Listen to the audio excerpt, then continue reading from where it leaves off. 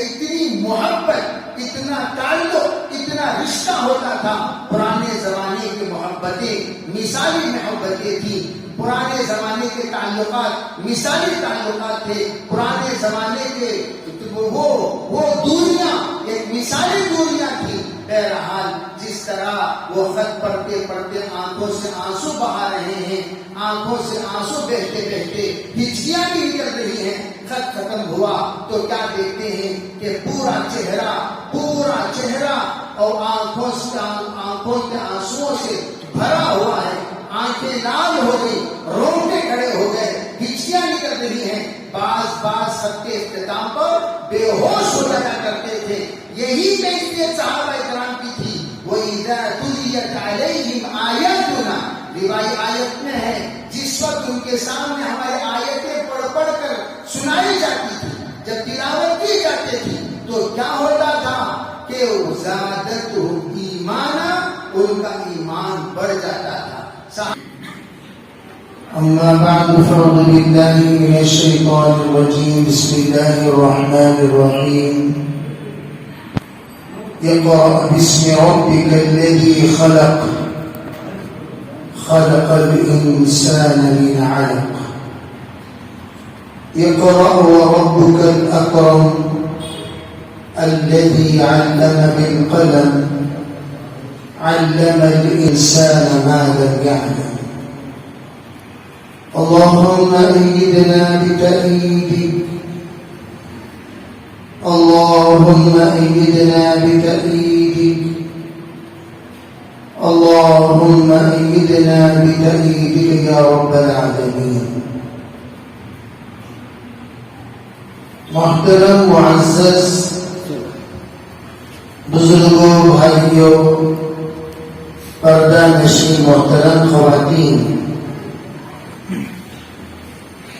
اللہ تعالیٰ نے کائنات میں جتنے مخلوقات بنائے ہیں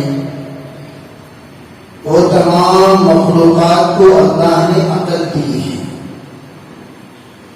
اتنی عقل دی جتنی ان کو ضرورت ہے.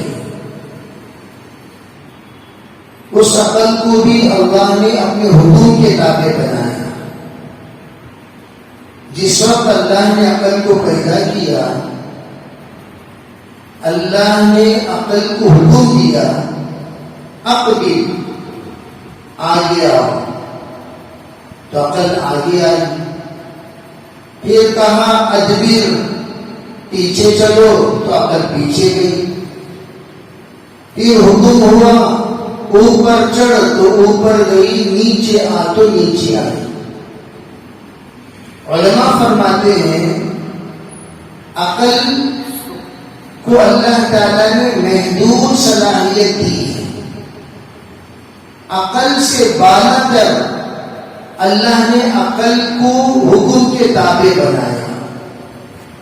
عقل اپنے اعتبار سے ہر فیصلے کو اٹل اور حتمی فیصلہ نہیں کر سکتی.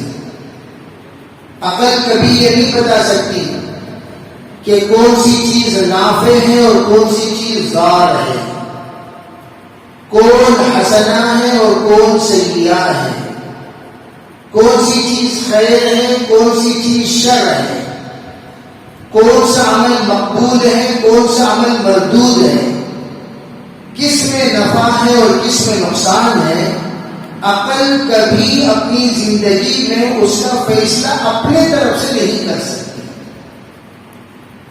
اس کو ایک صلاحیت کی ضرورت پڑتی ہے، اس کو ایک تائید کی ضرورت پڑتی ہے، اس کو اشارے کی ضرورت پڑتی ہے، اس کو رہبری کی ضرورت پڑتی ہے.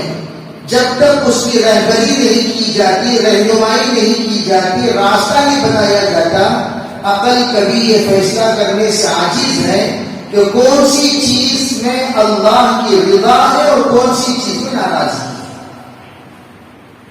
اب اس عقل کو اللہ نے پیدا کرنے کے بعد تقسیم کیا.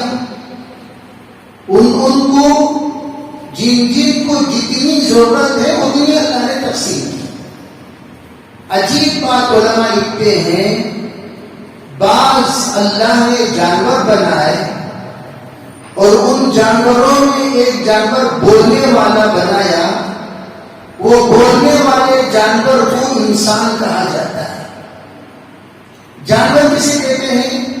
ہر وہ جاندار کو جانور کہا جاتا ہے جو جان آنے پر حرکت کرتے ہو، جان آنے پر دیکھتے ہو، جان آنے پر جیتے ہو، جان آنے پر ان کی زندگی میں ترقی ہوتی ہو، جان آنے پر ان کے اندر کی صلاحیت بڑھتی ہو. وہ تمام چیزوں کو، وہ تمام وہ مادیات کو جانور کہتے ہیں. تو انسان کو بھی حیوان ناطق کہا جاتا ہے، بولنے والا جانور. اور ان جانوروں کو اللہ نے حواس خمسہ دی. حواس خمسہ جسے کہتے ہیں 5 حسیات: سونگھ کر پہچاننے کی طاقت، دیکھ کر حاصل کرنے کی طاقت، خیر کیا ہے شر کیا ہے دیکھ کر اس کی عبرت حاصل کرو، سن کر محسوس کرنے کی طاقت، سن کر نصیحت حاصل کرنے کی قوت، اسی طریقے سے سوچ کر، اسی طریقے سے چکھ کر. چکھنا، سونگنا، دیکھنا، سننا، چھونا، یہ 5 حواس خمسہ ہے جس کو اللہ نے انسان کو عطا فرمایا. اور بہت سارے جانوروں کو 2 ہی اللہ نے حواس دیے ہیں. بہت ساروں کو ایک اللہ نے حواس دیا ہے، بہت ساروں کو 3 ہے، بہت ساروں کو 4 ہے، لیکن 5 سب کو نہیں. انسان کے حواس کے سلسلے میں اگر آپ غور کریں گے، بہت ساری ایسی باتیں ہیں جو انسان سن سن کر سیکھتا ہے. جس کو قرآن نے فرمایا صحابہ کرام سنتے تھے، ایمان والے سنتے ہیں اور سننے کے بعد فوراً اس پر عمل کرتے ہیں. سمعنا واطعنا غفرانک ربنا والیک المصیر. اللہ کے بندے اللہ سے یوں کہتے ہیں، اے اللہ تمہارے نیک اور برگزیدہ بندوں نے جو کہا ہم نے سنا، ہم نے سنا. سمعنا واطعنا، سنا اور مانا. غفرانک ربنا، اے اللہ جب ہم نے مانا آپ سے ہم مغفرت طلب کرتے ہیں. ہمارے پروردگار آپ تو بڑے رحم کرنے والے ہیں، آپ جاننے والے ہیں، آپ اچھے حکمت والے ہیں، آپ جو خیر ہمارے حق میں سمجھتے ہیں اس کا ہمیں فیصلہ کیجیے. یہ ہر اللہ کا بندہ اللہ سے کہتا ہے. اب حضرت حسن بصری فرماتے ہیں جس وقت آپ سننے کے لیے بیٹھو تو سب سے پہلی بات یہ دیکھ لیا کرو کس سے تم سن رہے ہو. تم کس سے سن رہے ہو؟ سنانے والا تمہارا کون ہے؟ سنانے والے دنیا میں بہت سارے ہیں. فانظروا امن تأخذون دینکم. حضرت حسن بصری کہتے ہیں اے لوگوں، سنانے والے کائنات میں بہت سارے آئیں گے، مشرق سے بھی، مغرب سے بھی، شمال سے بھی، جنوب سے بھی. آپ جب بھی سننے کے لیے بیٹھو سب سے پہلے سننے کا ادب یہ سمجھو کہ تم کس سے سن رہے ہو. تمہیں سنانے والا کون ہے، اس کا ایمان کیا ہے، اس کا یقین کیا ہے، اس کا عقیدہ کیا ہے، اس کی صلاحیت کیا ہے. وہ کیا اس عنوان پر بول سکتا ہے؟ کیا وہ اتنی استعداد رکھتا ہے کہ آپ کو مطمئن کر سکے؟ کیا تم ان سے سوال کر سکتے ہو؟ کیا آپ کے سوال کا مطمئن جواب دے سکتا ہے؟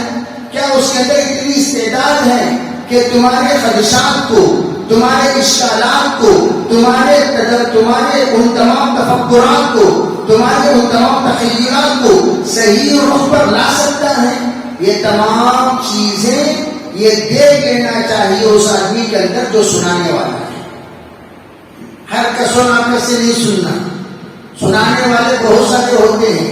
فرمایا اسی لیے صحابہ کرام سند یافتہ علماء سے سنا کرتے تھے. سند کسے کہتے ہیں؟ العلم هو السند، السند هو العلم. فرمایا علم نہیں کہتے ہیں سند کو. اگر سند کے ساتھ کوئی بات نہیں آ رہی ہے اسے علم مت کہا کرو.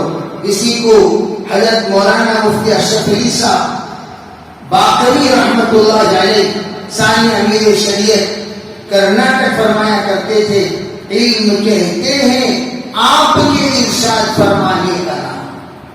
آپ نے ارشاد فرمایا تو اسے علم کہتے ہیں، آپ نے ارشاد نہیں فرمایا یعنی آپ کے علم سے جو علوم حاصل ہوئے ہیں وہی علوم کو علوم کہا جاتا ہے۔ جو علم آپ نے ارشاد نہیں فرمایا وہ آپ کا ایک قیاس ہے، وہ ایک اندازہ ہے، یہ آپ کا ایک تصور ہے، آپ کا ایک تخیل ہے، اسے علم نہیں کہتے، اسے بیان نہیں کہتے۔ بیان کسے کہتے ہیں؟ علماء کہتے ہیں بیان کہتے ہیں تفسیر کو، بیان کہتے ہیں تشریح کو، بیان کہتے ہیں دل کی بات بتانے کو، بیان کہتے ہیں درد کو ظاہر کرنے کو، بیان کہتے ہیں جو کچھ بھی تکلیف ہے اس کا اظہار کرنے کو، اسے کہتے ہیں بیان۔ سورہ رحمان میں اللہ نے فرمایا الرحمن علم القرآن خلق الانسان علمہ البیان۔ رحمان، جس رحمان کے سلسلے میں تم لوگ پوچھ رہے ہو، رحمان کون ہے؟ اللہ کے رسول صلی اللہ علیہ وسلم کلمہ طیبہ کی دعوت دیتے تھے، قولوا لا الہ الا اللہ تفلحوا، دعوت دیتے تھے۔ جب لا الہ الا اللہ آپ فرماتے تھے تو لوگ سمجھتے تھے کوئی معبود نہیں ہے سوائے اللہ کے۔ یہ بات تو طے ہو گئی، یہ بات تو سمجھ میں آ گئی۔ پھر آپ نے چند دنوں کے بعد فرمایا قرآن پاک کی آیت میں اسجدوا للرحمن، رحمان کو سجدہ کرو۔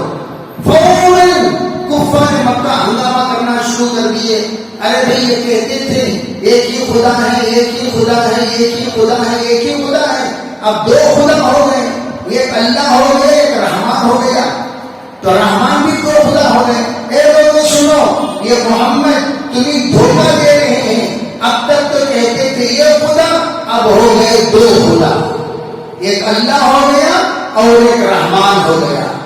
وہ اللہ کا، اللہ کے 99 نام ہیں، قل اللہ اسماء الحسنى فادعوه بها، اللہ کے 99 نام ہیں، جس نام سے چاہو اللہ کو پکارو۔ اللہ کے 99 نام ہیں، جس نام سے چاہے اللہ کو پکارو۔ اب یہاں رحمان اللہ کا نام ہے تو اللہ نے اس کا جواب دیا، تم نے یہ سوال کیا مر رحمان، رحمان کس کو کہتے ہیں، رحمان کس چیز کا نام ہے، رحمان کس چڑیا کا نام ہے، رحمان کس پتلے کا نام ہے، اس لیے ان لوگوں نے ماں کہا۔ تو علماء نے کیا فرمایا؟ تو اس لیے علماء نے کیا فرمایا؟ جس وقت انہوں نے آ کر پوچھا مر رحمان تو فرمایا الرحمن علم القرآن خلق الانسان علمہ البیان۔ رحمان وہ ہے جس نے قرآن سکھایا، یعنی لوگ یہ وسوسے میں تھے کون قرآن سکھاتا ہے، اتنا مقفع کلام کون سکھاتا ہے، اتنا مسجع کلام کون سکھاتا ہے، اتنے فصیح اور بلیغ الفاظ کون سکھاتا ہے؟ نبی تو امی ہیں، یہ تو پڑھے لکھے نہیں ہیں۔ جب اقرا کہا گیا تو آپ نے فرما دیا ما انا بقاری۔ اب ان کو اتنا مقفع مسجع مرتب کلام کون سکھاتا ہے؟ تو اللہ نے اس اشکال کو دور کر دیا، الرحمن علم القرآن، رحمان وہ ہے جس نے قرآن سکھایا۔ اب سوال پیدا ہوا کہ رحمان نے قرآن جب سکھایا، جبریل علیہ السلام تشریف لاتے تھے، وہی سناتے تھے، اب جبریل کیا ہوئے؟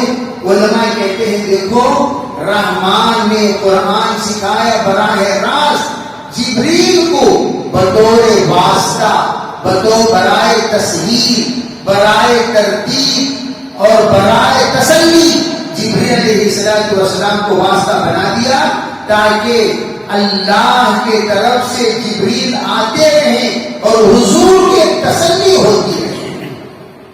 اسی لیے حضرت جبریل علیہ السلام کی آمد انبیاء علیہ السلام پر پوری زندگی میں ایک مرتبہ، کسی نبی کے پاس 6 مرتبہ، کسی نبی کے پاس 11 مرتبہ، کسی نبی کے پاس 14 مرتبہ، سب سے زیادہ حضرت موسیٰ علیہ السلام کے پاس 600 مرتبہ حضرت جبریل علیہ السلام تشریف لائے ہیں. لیکن جب جناب محمد رسول اللہ صلی اللہ علیہ وسلم کا نمبر آیا تو 24,000 مرتبہ تشریف لائے. تو پتہ چلا 24,000 آیتیں تو نہیں ہیں. پھر جبریل کیوں آتے تھے؟ فرمایا انسیت کے لیے، لگاؤ کے لیے، تسلی کے لیے، صحبت کے لیے، آپ سے استفادے کے لیے، آپ کے ہمت بن کر، آپ کی قوت بن کر، آپ کی طاقت بن کر، آپ کا حوصلہ بن کر جبریل کا آنا ہوتا تھا. اسی لیے فرمایا جس وقت جبریل علیہ السلام قرآن سناتے تھے حضور قرآن جلدی جلدی پڑھتے تھے. فرماتے ہیں کہ اللہ تعالیٰ نے حضرت نبی علیہ السلام کو اس بے چینی کو، بے قراری کو دیکھ کر کہا لا تحرک به لسانک لتعجل به.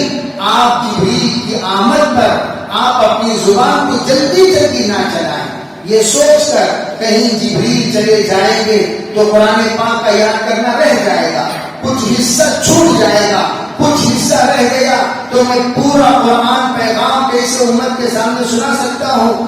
یہ سوچ کر آپ بے قرار نہ ہو.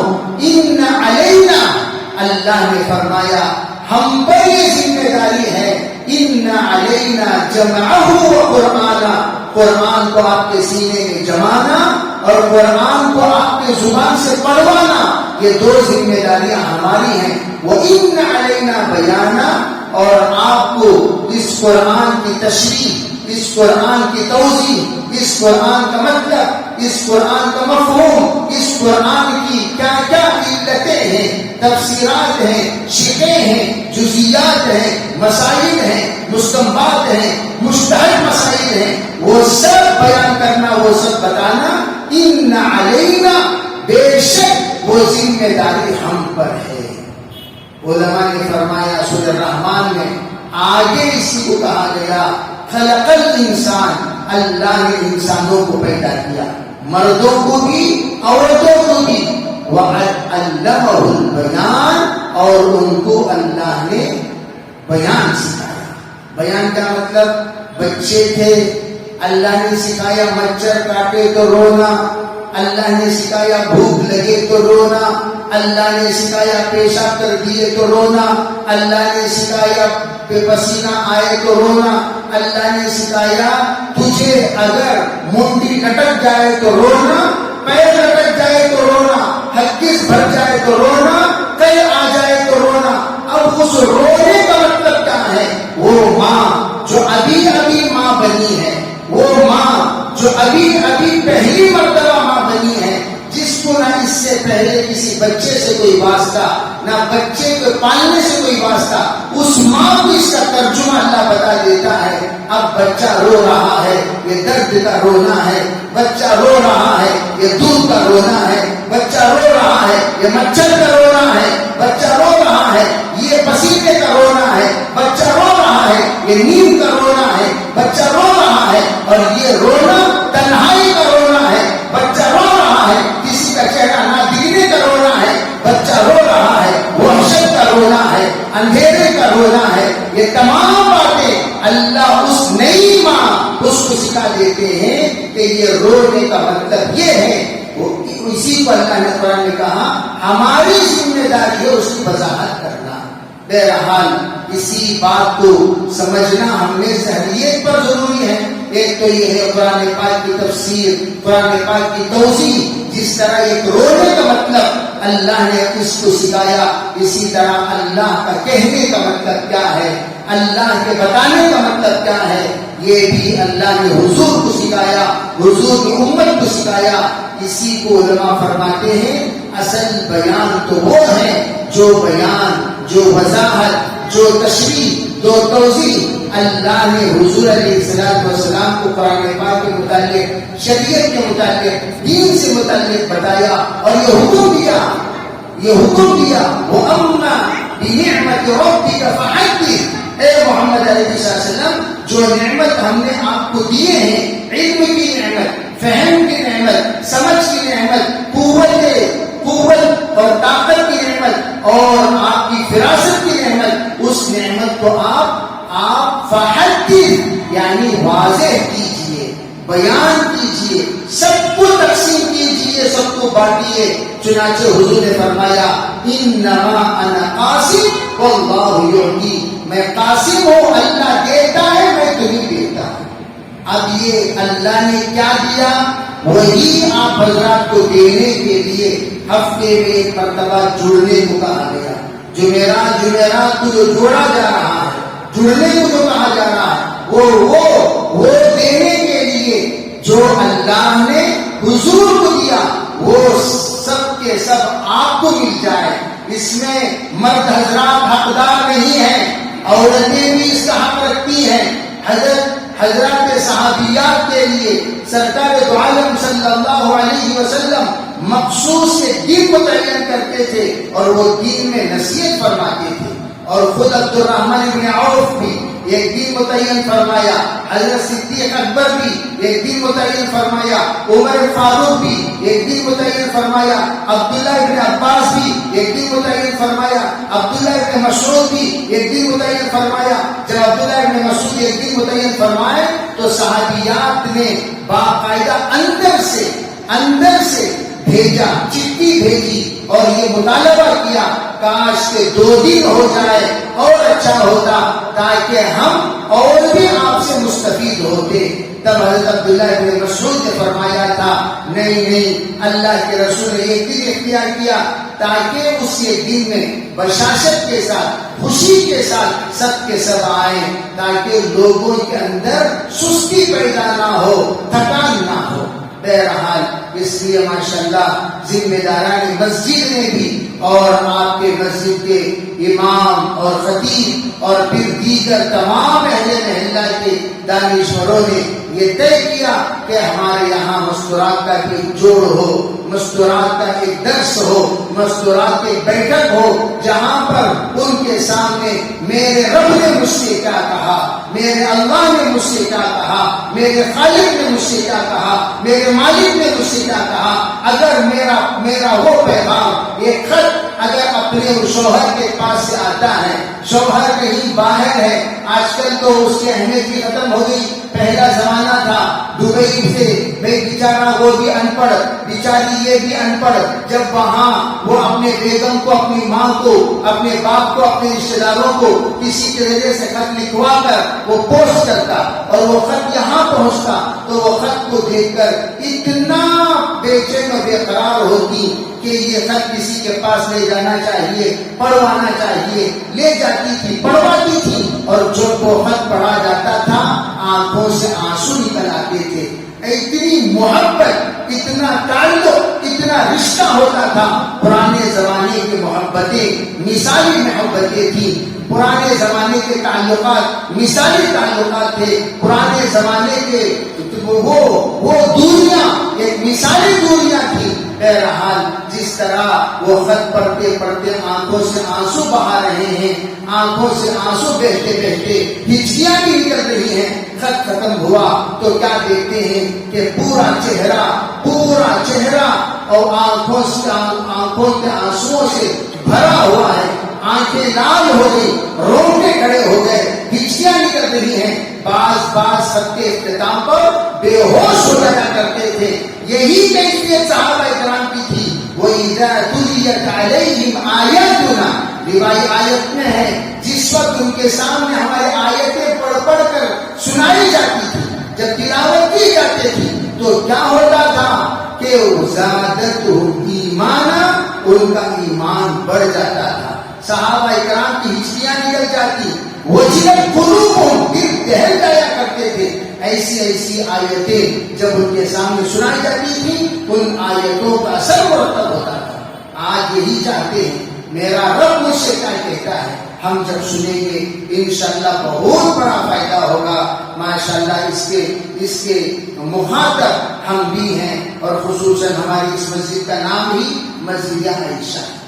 مسجد عائشہ کوئی معمولی مسجد نہیں ہے، جس ذات اقدس کی طرف ہماری مسجد کی نسبت کی گئی ہے، اس ذات اقدس کی نسبت کی بدولت آج مدرسے عائشہ کو آباد کرنے کا عزم کیا گیا ہے، مدرسے عائشہ کو بلندی تک پہنچانے کا عزم کیا گیا ہے. مدرسے عائشہ کو اہل اصحاب صفہ کے صف میں کھڑا کرنے کا ایک عزم کیا گیا ہے. اسی میں ایک پہلی لڑی ہے، ایک پہلی کوشش ہے، ایک پہلا نمونہ ہے. وہ یہ کہ ہم الحمدللہ جس طرح حضرت عائشہ صدیقہ رضی اللہ تعالی عنہ اپنے زمانے کی بہت بڑی محدثہ حضرت ابو ہریرہ اگر 4750 پر 4 روایتیں نقل کرتے ہیں تو حضرت عائشہ 2650 روایتیں نقل کرتی ہیں. تو ہم کہتے ہیں کہ الحمدللہ اسی بنیاد پر مدرسے کے اوقات متعین فرمائے گئے ہیں کہ انشاءاللہ تمام مستورات اس بات کا خیال کریں. صبح 11 بجے سے انشاءاللہ پہلی کلاس 12:30 بجے تک اور دوسری کلاس 3:45 بجے سے 5 بجے تک، تیسری کلاس 5 بجے سے 6:15 بجے تک. الحمدللہ اس میں تمام ناصر بھائی کے گھر میں انشاءاللہ یہ کلاسیں ہوں گی. آپ حضرات سے گزارش ہے تمام بہنیں جتنی بھی ہیں اپنی اپنی طالبات جو کچھ اسکول میں پڑھ رہی ہیں ان تمام کو، کالج میں پڑھنے والوں کو بھی انشاءاللہ سب کو لے کر آئیں. ان کے لیے انشاءاللہ حفظ کی کلاسز بھی شروع کی جائیں گی. حفظ کے ذریعے سے ان لوگوں کا باقاعدہ قرآن پاک کے نازلے کا اختتام کے بعد ان کو چھٹی دیے بغیر مخصوص صورتوں کی حفظ کے ذریعے سے شروع کرائیں گے اور پورا قرآن حفظ کرانے کا انشاءاللہ نظام بنایا جائے گا. اور فجر اور عصر کے بعد بھی عشاء تک بھی، فجر کے بعد بھی اور انشاءاللہ عصر تک یہ آ کر لڑکوں کے لیے انشاءاللہ یہاں مسجد میں انتظام کیا گیا ہے. آپ حضرات عورتوں کو وہاں بھیجیں، لڑکیوں کو جہاں ناصر بھائی کا مکان ہے، اور بچوں کو، اس لیے کہ بچوں کی دینی تعلیم کی فکر کرنا اس زمانے میں بے حد ضروری ہے. ان بچوں کو فجر کے بعد، عصر کے بعد سے لے کر عشاء تک اور فل ٹائم بھی پارٹ ٹائم بھی دونوں اعتبار سے الحمدللہ انتظام کیا گیا ہے. اور اسی طریقے سے آپ حضرات کی سہولت کے خاطر وہ خواتین جو ڈیوٹی کرتی ہیں، جو باہر کام پہ جاتی ہیں یا ہفتہ بھر خدمت میں مصروف رہتی ہیں، گھر کے کاموں کاج سے ان کو فرصتیں نہیں ملتی، تو ان لوگوں کے لیے بھی بالغوں کی ترتیب بنائی گئی ہے. وہ ہفتے میں ویکینڈ میں انشاءاللہ 2 گھنٹے کی کلاس ہفتہ اتوار، یہ 2 دن کے لیے الحمدللہ انتظام کیا گیا ہے. اس کی طرف بھی آپ حضرات توجہ دیں.